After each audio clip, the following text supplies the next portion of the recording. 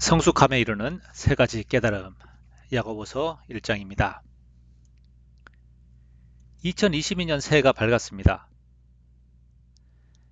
소망하기는 코로나 사태가 진정되고 우리의 삶이 정상적으로 돌아갈 수 있기를 바랍니다.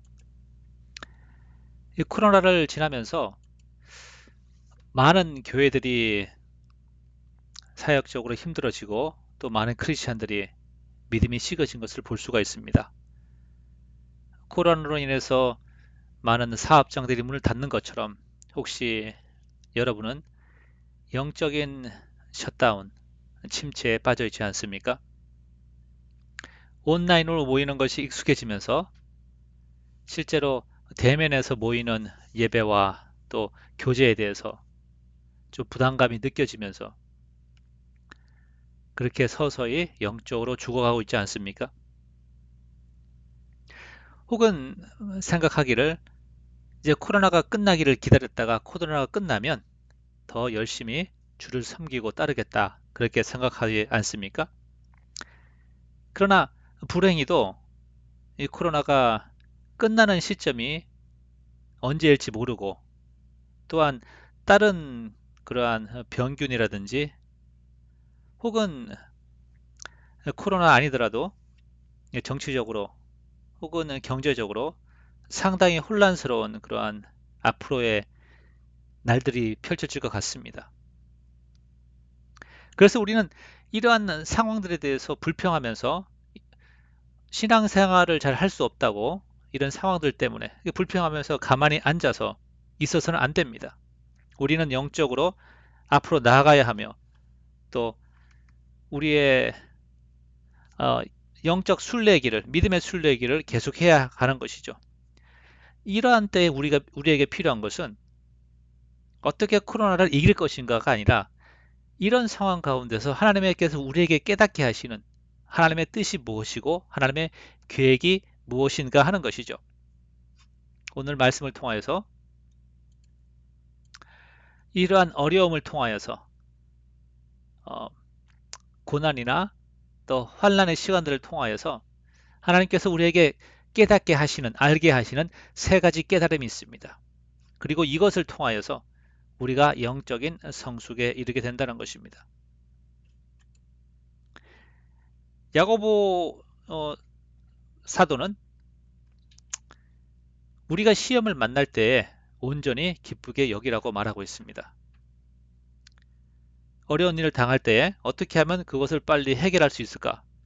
라고 출구를 찾기에 급급하지 말고 하나님의 뜻이 무엇인가에 대해서 우리가 집중해야 한다는 것이죠. 야고보서 1장 1절부터 2절입니다. 하나님과 주 예수 그리스도의 종 야고보는 흩어져 있는 12지파에게 문안하노라. 내 형제들아 너희가 여러 가지 시험을 만나거든 온전히 기쁘게 여기라. 1절에 보니까 흩어져 있는 12지파라고 말하고 있습니다.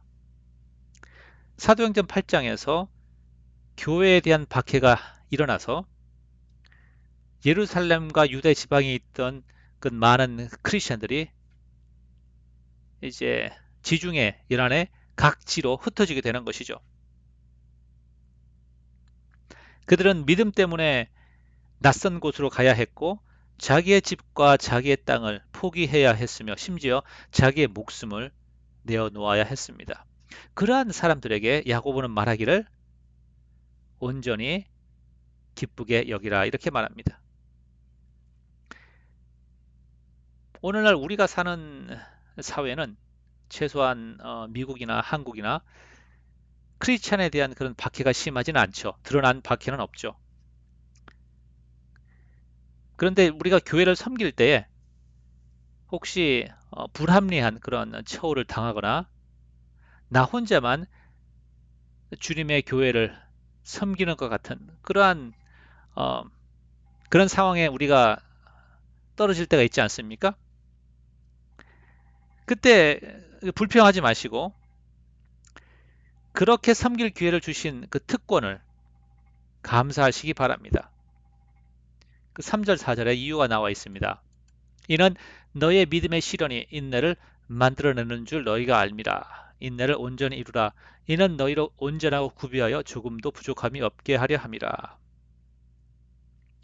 코로나 때문에 많은 분들이 실내 운동을 혹은 운동, 뭐 실내도 그렇고 운동을 많이 하게 되죠.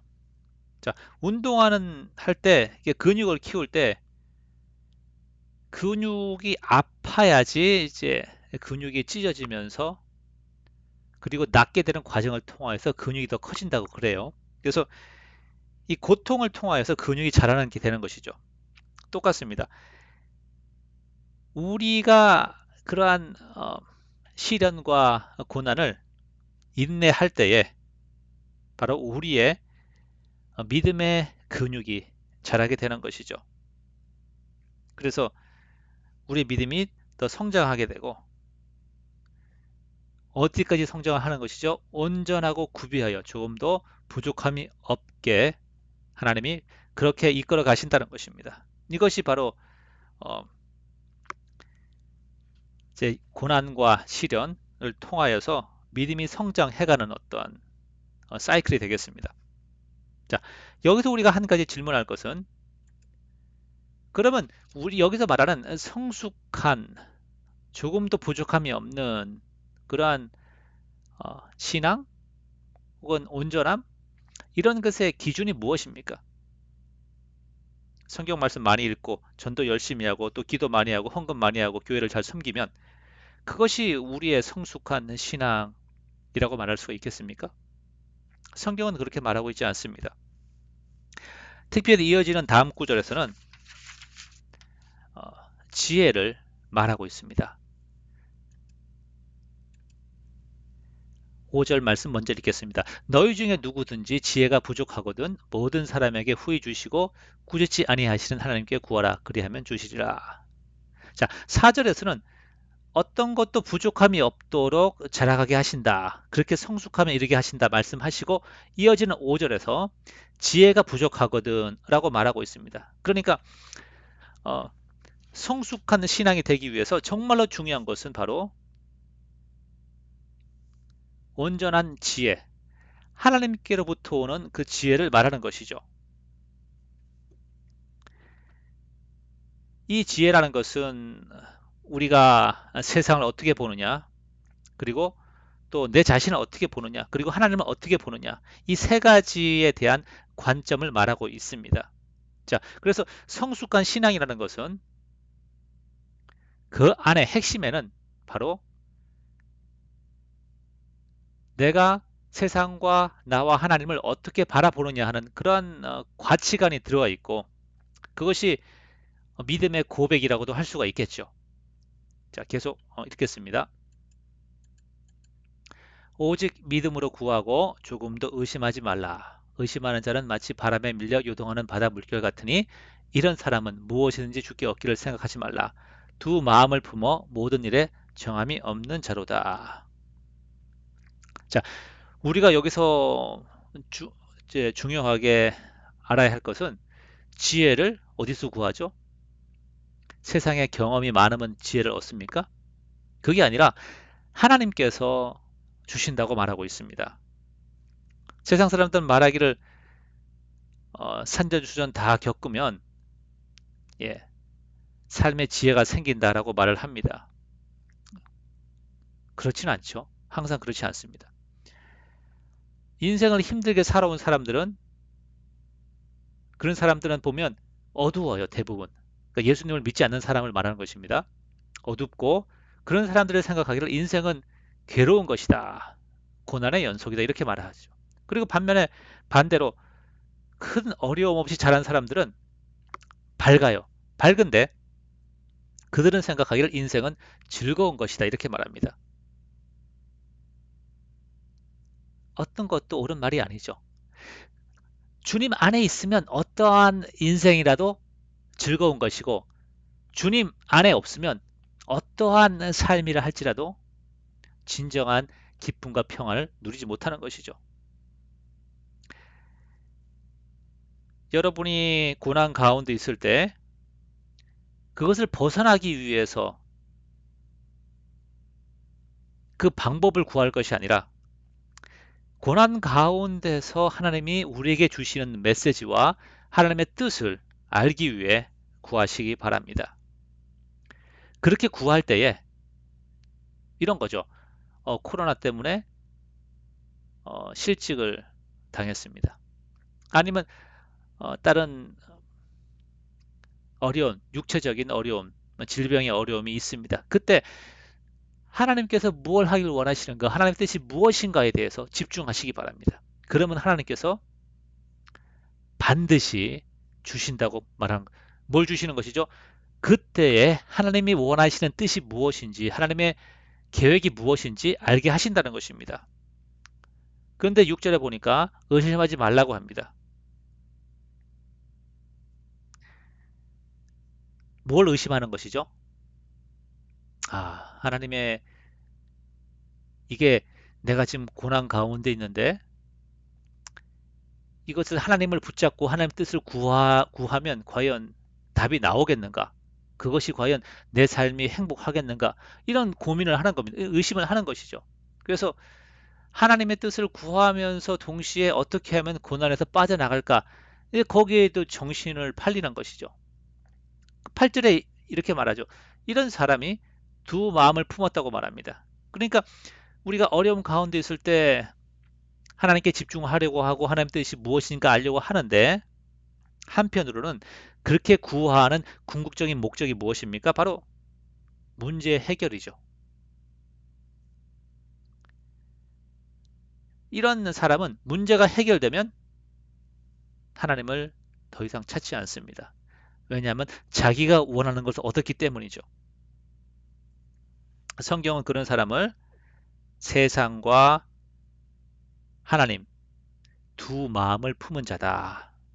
하나님께서 이런 자들에게는 하나님의 지혜를, 하나님의 뜻을 알려주시지 않는다는 것입니다. 7절에 말하죠. 무엇이든지 주께 얻기를 생각하지 말라.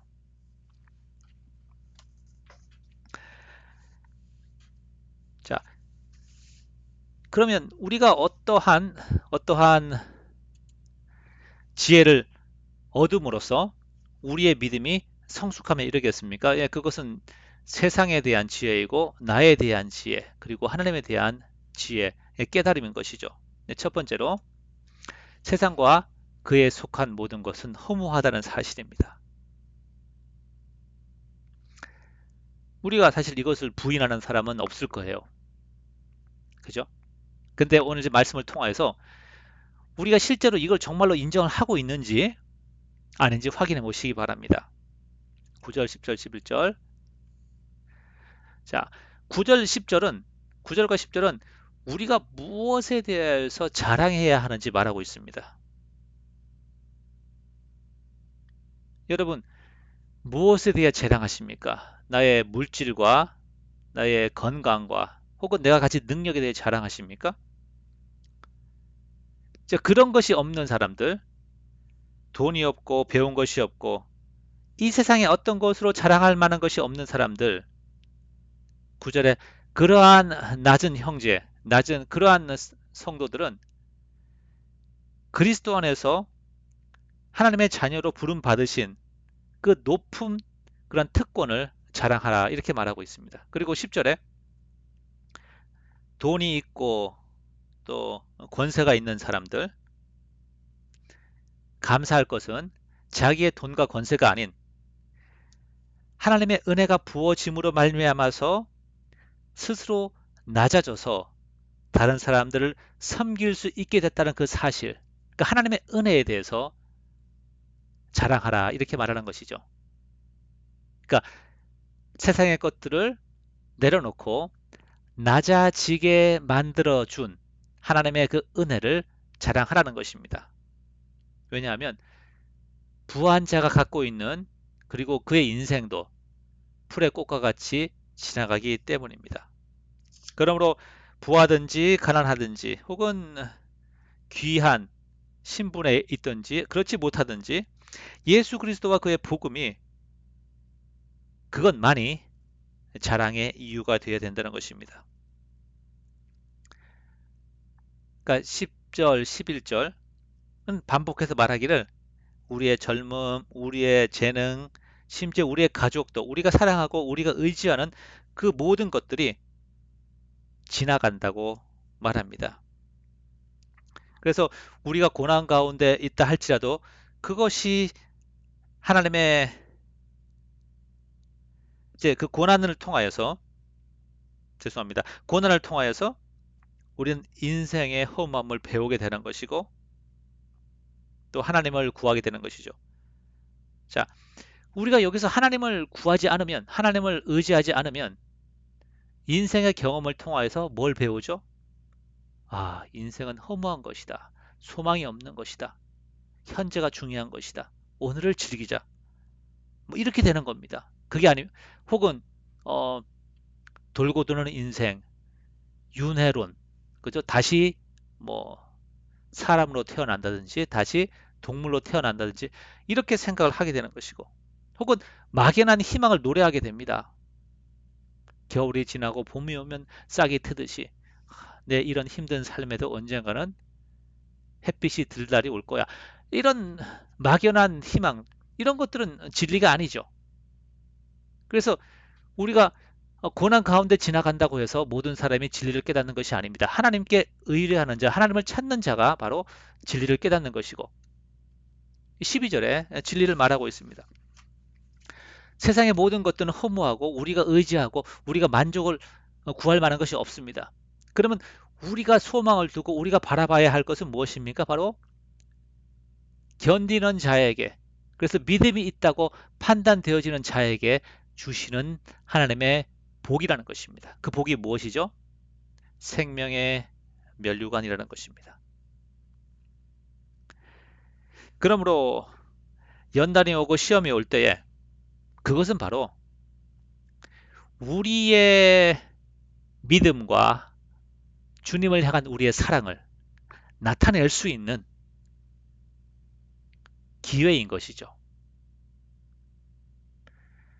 수능을 열심히 보고 나서, 죄송합니다. 수능을 열심히 준비하고 나서 수능 시험을 무서워서 피하면 그건 어리석은 거나 똑같죠. 우리가 일평생 주님을 믿고 주님의 말씀을 연구하고 또 따라왔으면 이 연단과 시험의 순간들이 무엇입니까? 바로 중간고사, 기말고사인 거예요. 그때 여러분의 우리의 믿음을 확증하고 보여야 하는 것입니다. 자, 두 번째 우리가 연단을 통하여서 얻게 되는 깨달음은 바로 나에 대한 것입니다. 우리 마음의 욕구는 악하다는 사실을 시험과 연단을 통하여서 깨닫게 되는 것이죠.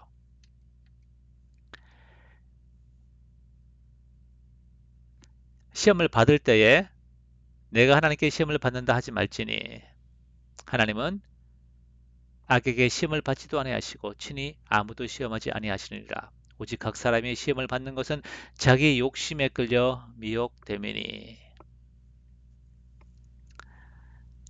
만약에 우리가 직장을 잃었어요. 그러면 먹고 살 생계와 또 여러 가지 또 할부금들을 걱정하게 됩니다. 그리고는 혹시 하나님을 불평할 수 할지 모르겠습니다. 자, 그때 우리의 마음을 한번 보시기 바랍니다. 우리는 하나님이 일용할 양식을 주신다는 것을 알고 하나님은 선하시다는 것을 압니다. 그런데 우리가 불평하고 우리가 염려하는 것은 무엇이죠? 우리가 사실 의지했던 것은 하나님이 아니라 내가 매달 받는 그러한 봉급, 샐러리, 혹은 내가 지금 어, 은행 잔고에 있는 돈이었죠.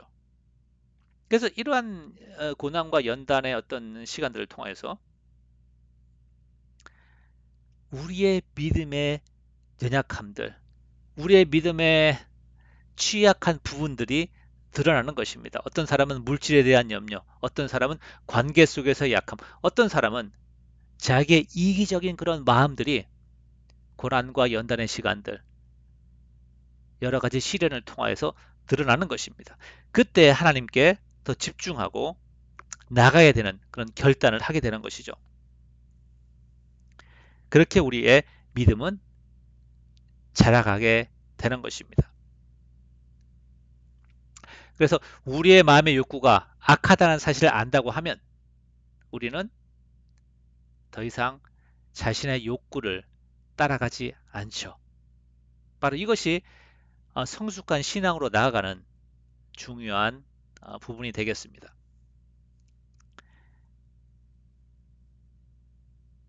우리의 마음의 욕구가 악하다는 사실 인정하시기 바랍니다. 세 번째로 성숙을 향해서 우리가 알게 되는 깨달아야 하는 마지막 깨달음은 바로 하나님은 선하시다는 것입니다. 내 사랑하는 형제들아 속지 말라. 온갖 좋은 은사와 온전한 선물이 다 위로부터 빛들의 아버지께로부터 내려오나니 그는 변함도 없으시고 회전하는 그림자도 없으시느니라. 창세기 3장에서 왜 아담과 하와가 그 선악과를 먹었습니까? 하나님은 선하지 않다고 의심했기 때문이죠.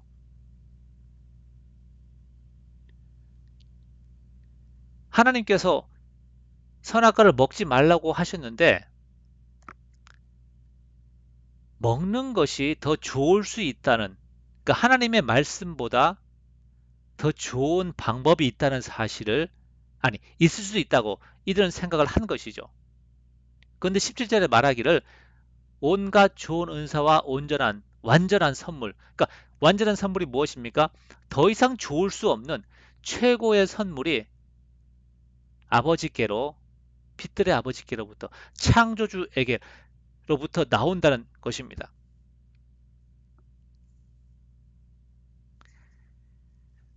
하나님께서 우리 교회를, 우리의 삶을 코로나를 통하여서 어떠한 과정을 지나가게 하십니다. 그것이 원하는 모습이 아니고 또는 조금은 힘들 수가 있습니다. 그 안에는, 그 뒤에는 하나님의 선하신 뜻이 있다는 사실, 그것을 인정하는 것이 바로 영적인 성숙에 이르는 것입니다. 하나님은 항상 우리에게 가장 최고의 것을 주십니다. 그렇기 때문에 우리가 고난 가운데, 어려움 가운데 있다 할지라도 그것이 하나님의 계획이라고 한다면 궁극적으로 그것이 우리에게 유익이 된다는 것입니다. 어떤 분들은 하나님께서 우리를 가난하게 만드시고 병들게 만드시고 이제 그런 상황 가운데 두시는 것들에 대해서 어떻게 하나님이 선하다고 말할 수 있느냐라고 말을 합니다. 자, 이 세상에서 가장 악한 것이 무엇입니까? 병드는 것입니까? 병드는 것보다 더 악한 것은 바로 죽음인 것이죠. 하나님께서 우리를 아직도 살려두시고 아직도 숨을 쉬게 하신다고 한다면 그것은 하나님이 우리를 벌하시는 것이 아닙니다. 죄의 벌은 무엇이죠? 대가는 사망이죠. 아직 살려두신 것은 우리에게 회개할 기회를 주신 하나님의 은혜인 것입니다.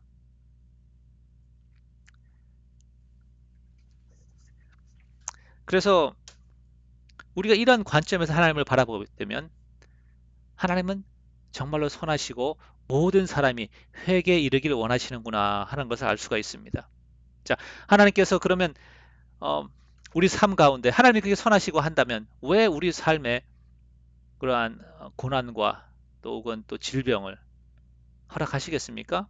네, 그것은 바로 18절에 있는 하나님의 목적이 말해주고 있습니다. 그 이유를, 하나님의 목적이 무엇입니까?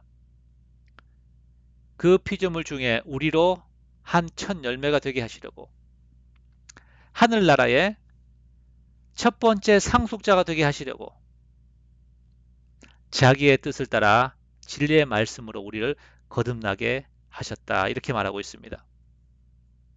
우리에게 복음으로 말미암는 새로운 생명을 주시기 위해서 이렇게 모든 과정들을 이끌어 가신다는 것입니다. 사형리라는 전도 책자에 보면 첫 번째 원리가 이거죠. 하나님은 당신을 향한 놀라운 계획을 갖고 계십니다. 제가 처음 이 그 말을 들었을 때 동의하기가 어려웠어요. 왜냐하면 내 자신을 봐도 뭐 그렇게 놀랍다고 말하기가 힘든 삶을 살고 있었고, 그리고 내가 전도하는 그 상대방을 생각해도 뭐 그냥 보통 평범한 사람이거든요. 근데 어떻게 하나님께서 놀라운 계획을 갖고 있다고 그렇게 말할 수가 있겠습니까? 근데 18절의 말씀, 이 말씀을 우리가 생각한다면 하나님이 우리 각자에게 놀라운 계획을 갖고 계시다는 사실을 인정하지 않을 수 없습니다. 그 놀라운 계획이 무엇입니까? 우리를 사망 가운데서 끄집어내어서 생명의 나라로, 빛의 나라로 옮기시고 죄의 노예였던 자를 하나님의 자녀로 삼아 주셨고, 더 나아가서 우리의 가족과 우리 친구들을, 그들을 구원할 수 있는 구원자로서, 예, 그리스도는 아닙니다, 물론. 예, 구원자로서 혹은 그리스도의 대사로서 우리가 그러한 직분을 행하게 된다는 것입니다. 자, 이것이 놀라운 계획이 아니면 무엇이 놀라운 계획이겠습니까? 이 땅의 모든 것은 지나가는데 말이죠. 이렇게 세 가지 깨달음을 통하여서 우리는 하나님의 영적인 우리는 영적인 성숙에 이르게 되는 것입니다.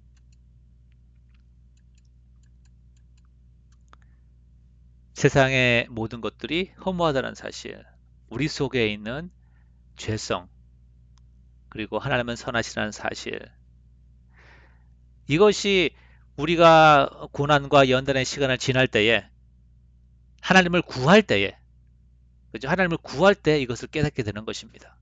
믿음으로 구할 때에. 그리함으로써 우리가 영적인 성숙에 나아갈 수가 있습니다.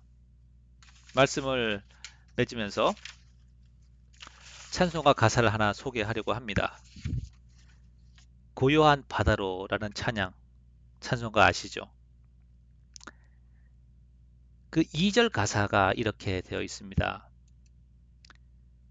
큰 물결 일어나 나 쉬지 못하나 이 풍랑 인연하여서 더 빨리 갑니다. 예, 정말 이 말씀, 우리의 관심과 목적이 이 세상의 복이고 이 세상에 잘 먹고 잘 사는 것이라고 한다면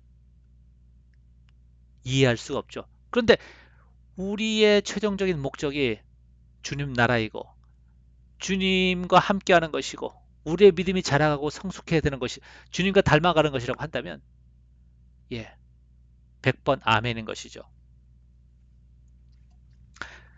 우리가 잘 아는 사도 바울, 로마로 붙잡아가는 그 배, 사도행전 27장에 나오죠. 27장, 28장에 그 배가 폭풍을 만났어요. 터키 남쪽에서 이제 폭풍을 만났는데 그 배가 폭풍을 만나서 다 죽을 줄 알았는데 그 폭풍 속에서 어디에 그 배가 나중에 도착하게 되죠? 예, 이탈리아 반도 밑에 있는 그 섬에 도착하게 됩니다. 2주일 만에, 2주일 만에, 14일 만에 거기서 거기까지 그렇게 간 것입니다. 풍랑으로 인해서 빨리 간 것이죠. 새해 고난과 어려움 속에서 주시는 하나님의 지혜로 말미암아서 더 영적으로 풍성해지고 더 빨리 주님께 나아갈 수 있는 그러한 은혜가 있기를 원합니다. 감사합니다.